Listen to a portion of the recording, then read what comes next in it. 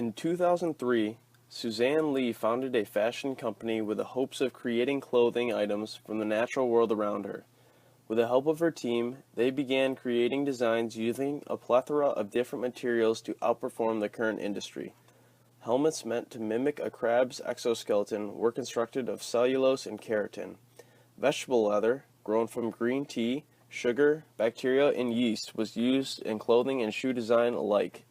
However, these were just the beginning for Suzanne's company, BioCouture.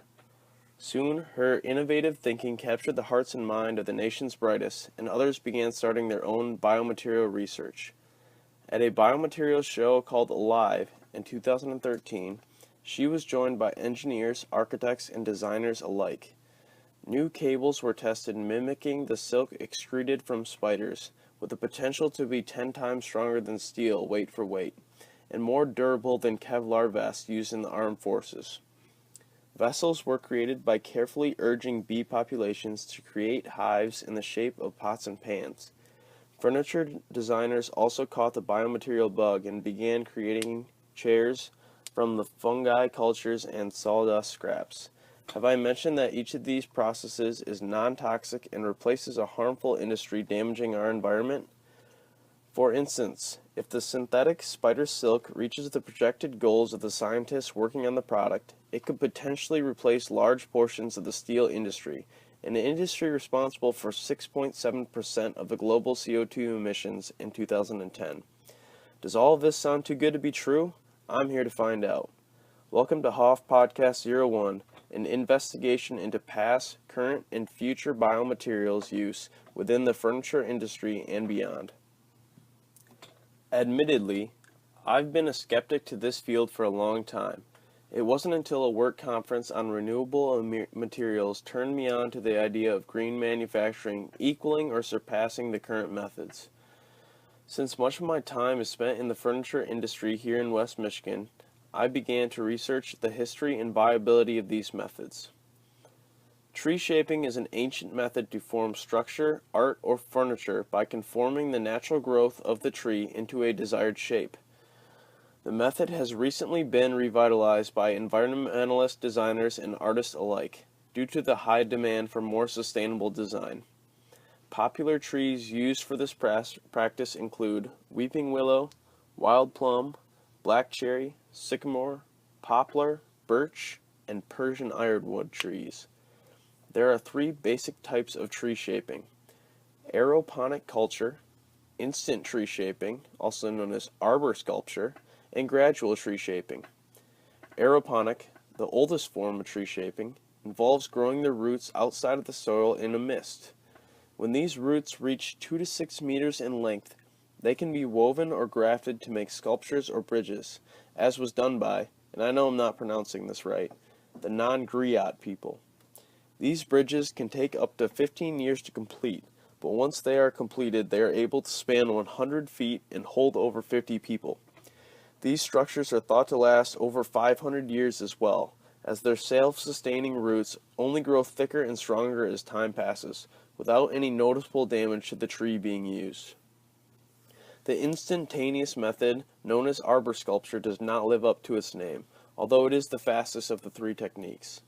Taking a 4 to 6 meter tree and bending it into the desired shape, the artist will then wait 3 to 4 years until the tree either grafts together or fits the desired mold. Arbor sculpture works best with more pliable and easily grafted trees such as willow or poplar.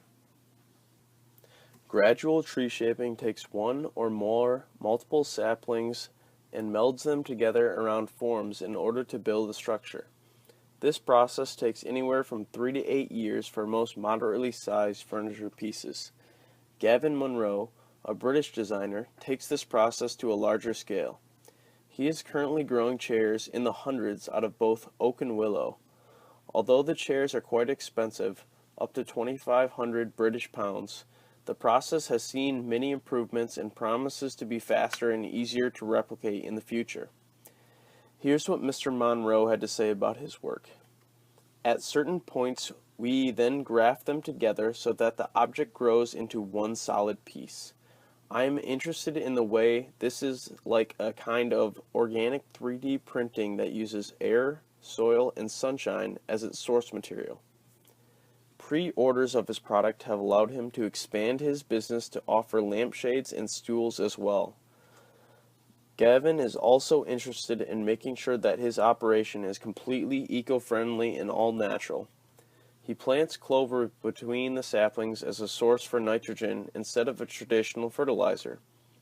As I see it, although mass-produced quantities of these items have not yet been realized, there is potential for a complete cradle-to-cradle design with no environmental costs other than the space required to grow the chairs. Certainly enough potential to qualify these researchers for grants and scientific support to see what we can learn from this process. It is important to realize that during the beginning stages of a product's development, costs will be high and productivity will be low. The first computers took up the space of 4 classrooms and had less processing power than a TI-84 graphing calculator, but only a half a century of development has led us to processors capable of controlling self-driving cars and rockets that can land themselves. How could these growing operations change if they received this kind of direction and support? As promising as tree shaping looks for the responsible manufacture of furniture, fungi-based manufacturing shows even more potential. A collaboration between Ecovative and Biomason has yielded modern and contemporary furniture created from the roots, or mycelium, of mushrooms. Using sawdust and hemp fibers, the strength and feel of the product can be altered from a foam-like cushion to a strong structural member, such as a table or a stool leg. Talking about the marble-like tabletop made of the mycelium and sand grains, Biomason's CEO Ginger Craig Dozier had this to say: "It's really learning from nature," says Dozier. "We can explore different shapes and different applications for this technology only by changing the size of the sand, the temperature or pH levels, and by adding different colors into the mix."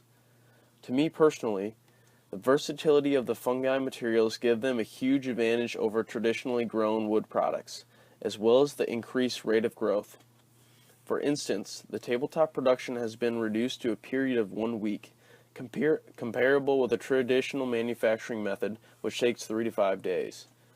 Further cost reductions in this manufacturing process could lead to mainstream appeal. I believe that when customers get this product in their hands, they will see the potential for these kinds of biomaterials and vote for the new development of these products with their wallets. Another inventor, Phil Ross from California, and his partner company, MycoWorks, have also been using fungi to create furniture that is toxin-free, all-natural, and compostable. His process is slower, lasting a period of weeks, but the end products are durable and don't depend on crude oil and high baking temperatures, as other furniture materials do. Phil noted that the costs for his products are about 40% higher than traditionally manufactured tables and chairs. However, similar fungi materials are already in mass production, substituting for foam packaging material for Dell's laptops. Each time these biomaterial products are used in large-scale operations, their worth is proved. More importantly, they inspire other inventors to work with the material and examine the breadth of solutions that biomaterials offer. Bamboo construction has also seen a comeback, as this fast-growing wood is easily replaced after being cut down. Bamboo grows 4 times faster than traditional hardwoods and can be easily cultivated in tropical and subtropical areas. Bamboo has an advantage over traditional wood construction due to its mechanical strength, lightweight, and resistance to biodegradation. However, I have inferred that we can learn from the way bamboo is cultivated and harvested in order to process traditional woods. If it were possible to maintain and repopulate tree resources as they were being used, that would set a strong precedent for the industry.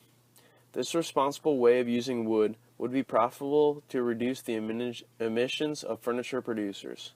Moreover, if this specific field takes the lead when it comes to sustainability and succeeds in changing their methods, what a wonderful example that would set to other industries.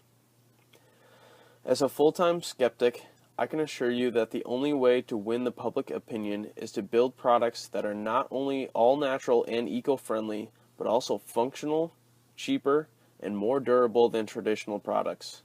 However, I am hopeful for the future of this industry, more hopeful than I was before I started my research. I believe that the public is ready to move to these biomaterials without hesitation, and it is up to engineers, designers, and scientists to see these new pieces become available to everyone at a reasonable cost. Okay, that's all we got for HOF Podcast 01 Biomaterials. Thank you for listening, and have a great day.